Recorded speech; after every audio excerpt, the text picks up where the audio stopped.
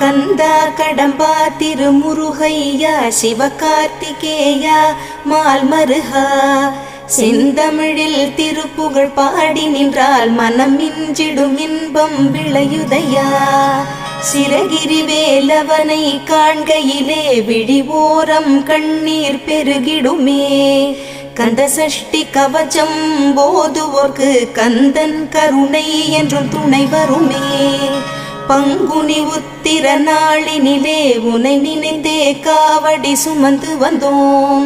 புன்னகை புரியும் ஷண்முகனே உன் சன்னதி தேடி ஓடி வந்தோம் உன் பதம் பணிவது என் தவமே என் மனதில் நிறைந்திடும் உன்முகமே